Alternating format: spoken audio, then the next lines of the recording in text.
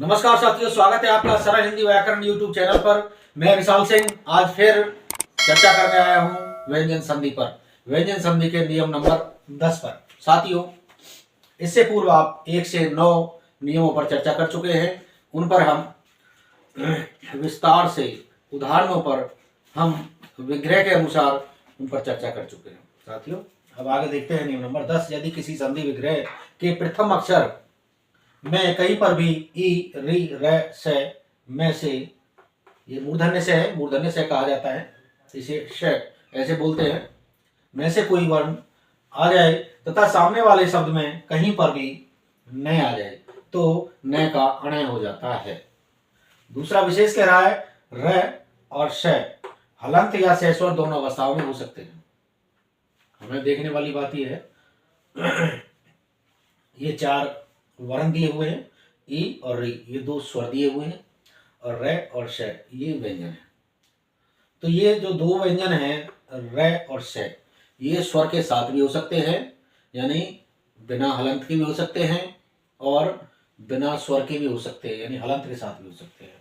अब देखेंगे उदाहरण साथियों, देखते रहिए। रि धन ने, ऋण। आगे वही कंडीशन आ गई नियम के अनुसार कि पहले अक्षर में री आ गया, शब्द में पहले शब्द में री आ गया और दूसरे में न आ गया, तो न बदल जाता है, अने हो गया। तर, ये देखिए यहाँ ये व्यंजन आ गया रे, तय, रे, तर। ये पूरा तर नहीं है, तर बहुत कम बोलता है रे, तो यहाँ आगे अन आ गया, तो ये आधा रे इस ए में जुड़ जाएगा तो बन जाएगा तरण। न बदल गया आपका, अंतिम जो न आया है वो बदल गया। वो कह रहा कहीं पर भी हो न, दूसरे शब्द में कहीं पर भी हो न, वो न अणे में बदल जाएगा। दुष अन, दूषण, दुष धन अन, दूषण, प्रे धन नेता, प्रणेता। आगे हम और उदाहरण देने का प्रयत्न करेंगे।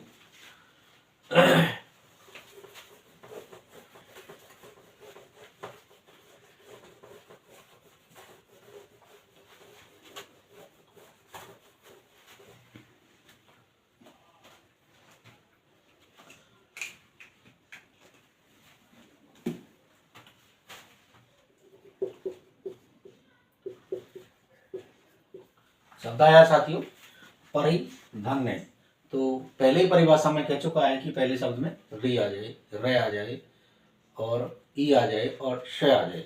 तो यहाँ क्या आ गया है, यहाँ ई आ गया है। अगर ई कैसे आया है, हम इसको व्यंजन का विन्यास करके देख लेते हैं, वर्ण विन्यास शब्द का। तो यहाँ परी है, परी का वर्ण विन्यास होगा पे हलंत ए और वे हलंत और ई, ये निकल के आया है इसमें परी में। तो इतने वर्ण इसमें आते हैं, इतने व्यंजन और स्वर आते हैं। तो अंत में क्या निकल के आया, अंत में निकल के आया ई। तो ई निकल के आया है यहाँ। तो ई के सामने क्या आ गया, न। अब परिभाषा आपके समझ में आ रही होगी। तो ई के सामने क्या आ गया, न। तो क्या हो जाएगा, ये न बदल जाएगा, तो ये हो जाएगा परी न, परी न। ये आपके समझ में आया होगा। दूसरे उदाहरण हम देखेंगे, ये है आगे,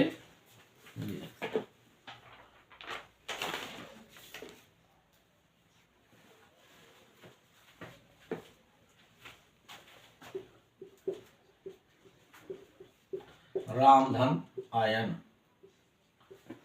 देखिए आगे क्या आया है, रा, में और आयन, ये इसका उदाहरण नहीं बनता।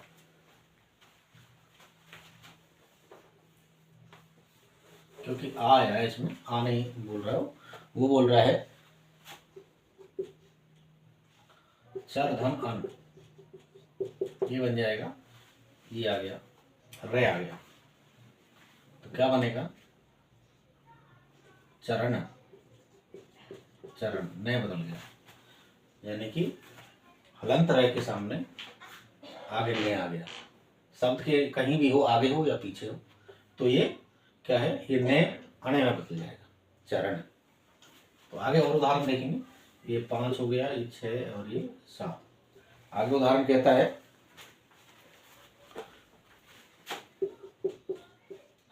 परिधन्नति, परिधन्नति, तो बन जाएगा परिणति, परिणति। ये परिणति यहाँ बन जाता है। और एक और शब्द आता है विष्णु। विष्णु शब्द सुना होगा, विष्णु भगवान का नाम है, तो विष धन नु। देखिए यहाँ नु आ गया, न आ गया दूसरा वाला, तो ये बदलेगा विष्णु।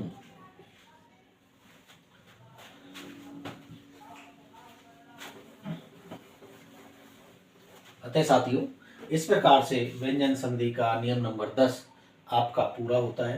परि ने परिणय, चर अण चरण, परिणति परिणति, विष्णु विष्णु। ऐसे ही इसके उदाहरण बहुत हो सकते हैं, अनेक हो सकते हैं। आप शब्द में खुद देख सकते हैं कि हाँ इसके टुकड़े किस प्रकार से होंगे। अतः साथियों, नियम नंबर 10 आपका इस प्रकार से हल होता है। आगे हम नियम नंबर 11 पर चर्चा करेंगे, उसको जानने की कोशिश करेंगे, उसकी परिभाषा लिखेंगे, उदाहरणों पर चर्चा करेंगे। नियम नंबर 11, नियम नंबर 11 क्या कहता है? नियम नंबर 11, नियम नंबर 11 कहता है, यदि किसी स्वर के आगे, यदि किसी स्वर के आगे, यानी स्वर वर्ण के आगे किसी शब्द में स्वर निकलता है और अंत में, और उसके सामने वाला शब्द है, इसको हम इस प्रकार से भी लिख सकते हैं, यदि किसी स्वर के आगे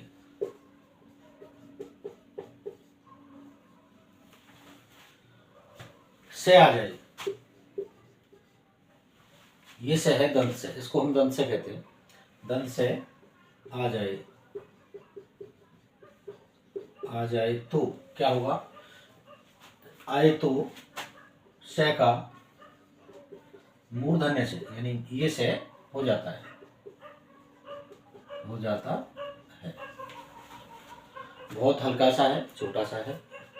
यदि किसी स्वर के आगे से आ जाए, यानी एक शब्द है, उस पूरे शब्द के हमने संधि विच्छेद किया, विग्रह किया, विग्रह के बाद दो शब्द निकलते हैं, एक पहला शब्द, एक सामने वाला शब्द। जो पहला शब्द है उसमें अंत में क्या निकले? स्वर निकले, और उस स्वर के सामने क्या आ जाए? से आ जाए, तो कहता है कि इस से का मूर्धन्य से हो जाता है, दंत से का मूर्धन्य से हो जाता है। ये दंत से है, इसका उच्चारण दंत से होता है और इसका मूर्धा से होता है।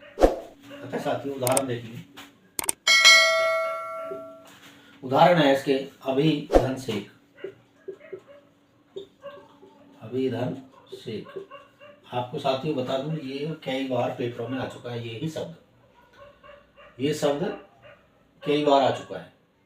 अतः इसे ध्यान से देखें, अभी से, तो क्या बन जाता है ये? अभी, तो ये बन जाएगा मूर्धन्य से, अभिषेक। ये बन गया आपका अभिषेक। दूसरा है आपका विषम, विधन सम।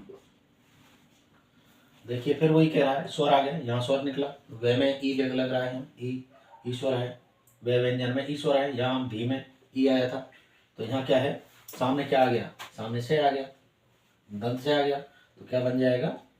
मूर्धन्य से बन जाएगा, विशेष। क्या बन जाएगा? विशेष, विषम, ये बन जाएगा विषम, सॉरी, ये वि धन सम विषम, विषम बन जाएगा। और आगे देखेंगे हम, नंबर 3 पर है उपनिषद, उपनिधन शब्द।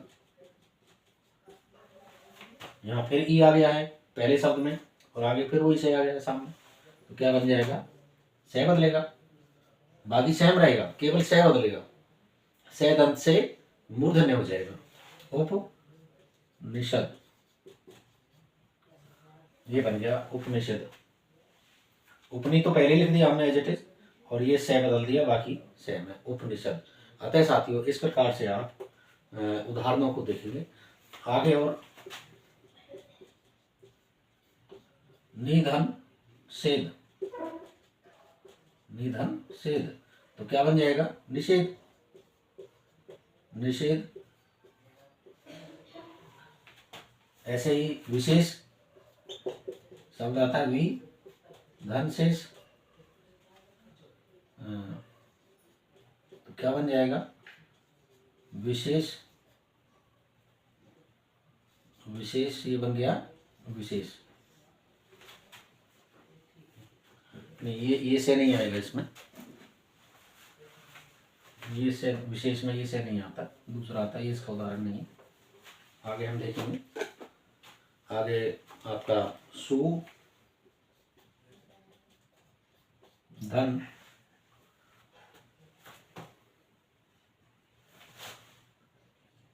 सु धन, आगे है आपका सुप्त।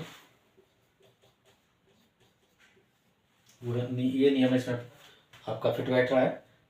ऊ के आगे यानी स्वर के आगे क्या है? से आ गया, तो क्या बन जाएगा? सुषुप्त, सुषुप्त। ये उदाहरण ऐसे चलेगा। आगे है आपका छठे नंबर पे क्या आएगा? छठे पे आएगा सुधन समा, सुधन समा, तो क्या बन जाएगा? सुषमा। और उदाहरण में लिखना चाहूंगा थोड़े से।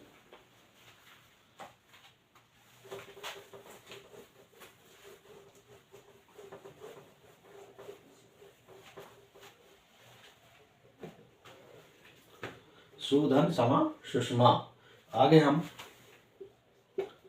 सातवां हमारा एग्जाम्पल जो आता है वी धन सम, धन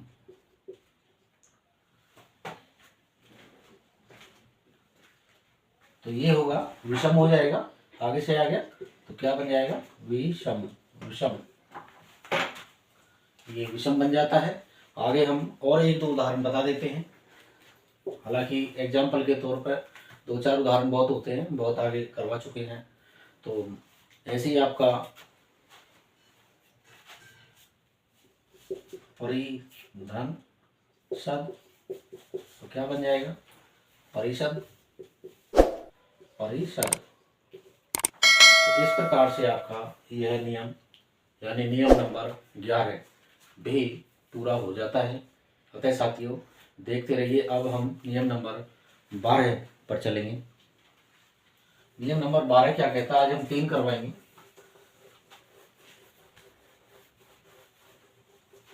जितने भी बच्चे हमसे जुड़े हुए हैं, जो परीक्षाएं दे चुके हैं वो, तथा जो परीक्षा जिनकी आने वाली हैं वो, तथा जो अन्य युवा साथी कंपटीशन की तैयारी कर रहे हैं, नौकरियों की एग्जाम की तैयारी कर रहे हैं, वो भी इसको बारीकी से देखें, क्योंकि जो मैं उदाहरण बता रहा हूँ इस उदाहरण से संबंधित एज इट इज दूसरे उदाहरण आ सकते हैं या इनमें से भी लिया जा सकता है, क्योंकि ये सिलेक्टेड शब्द हैं।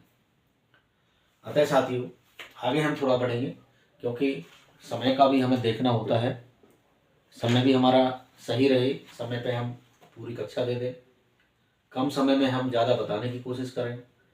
तो अब हम देखेंगे नियम नंबर 12। नियम नंबर 12 क्या कहता है? नियम नंबर 12, नियम नंबर 12 कहता है आपका यदि मैं के बाद, यदि मैं व्यंजन के बाद, व्यंजन ही है, यदि मैं व्यंजन के बाद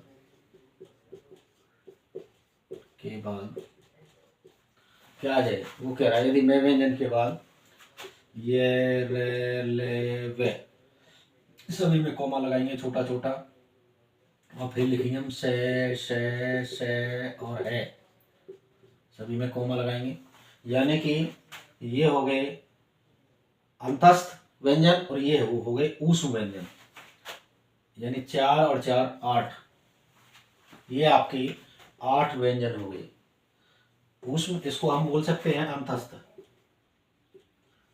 अंतःसथ, और ये हो गए हमारे ऊष्म। इनको हम ऐसे भी लिख सकते हैं ऊष्म, ऊष्म व्यंजन। ऊष्म कौन से हो गए? से और है, कोमा लगाएंगे सभी में, और ये हमने बंद कर दिया।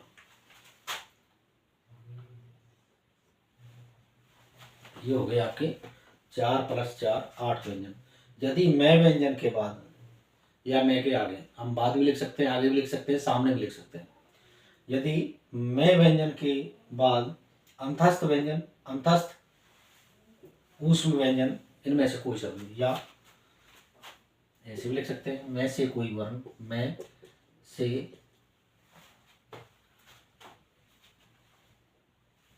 कोई वर्ण, कोई व्यंजन आए तो क्या होगा, क्या कह रहा है,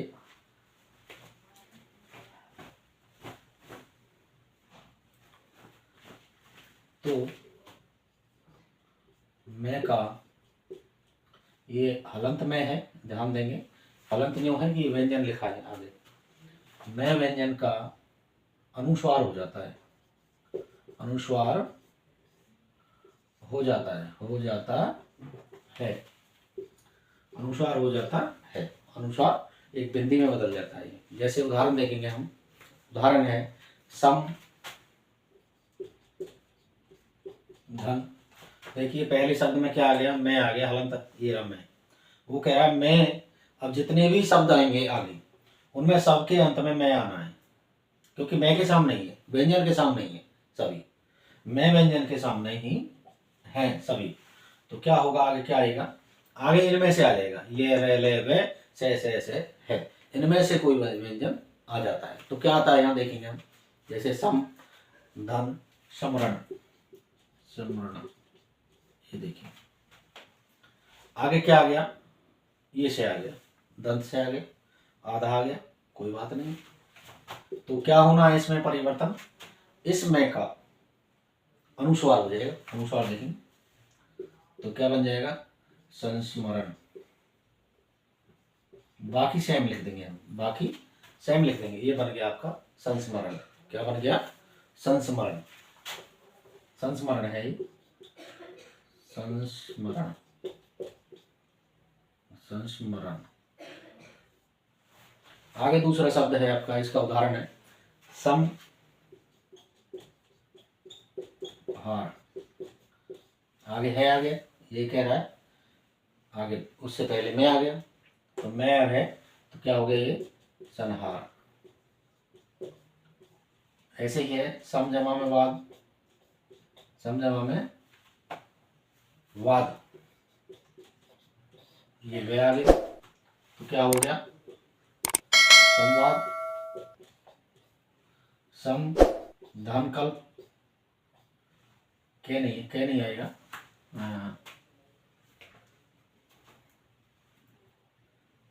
इसमें आएगा संवाद हो गया, हार हो गया, समहार हो गया, और आगे है इसमें सम धन सार, सम धन सार। आगे वो क्या कह रहा है, फिर से आ गया, दंत से आ गया, और आगे पहले शब्द के अंत में मैं आ गया, अनुस्वार, ओ सॉरी व्यंजन आ गया, व्यंजन के आगे से आ गया, तो क्या बनेगा, सम धन सार संसार, संसार, संसार बन गया। इसी प्रकार और उदाहरण चलते हैं, मैं थोड़ा ऊपर भी लिखने की कोशिश करूंगा ताकि आप आराम से उसको देख सकें, सुन सकें, समझ सकें। साथियों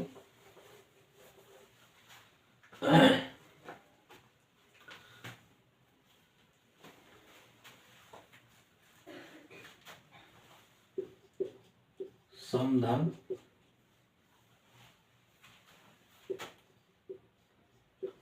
सद, क्या बनेगा, संसद, संसार लिख लिया, सम धन संसद, धन सद, संसद हो गया, इसमें मैं का अनुस्वार हो गया। ऐसे ही आपका आगे है सम धन योग, सम धन योग, ये आ गया आगे अंतस्थ व्यंजन से, तो क्या है, अनुस्वार वही हो जाएगा, संयोग।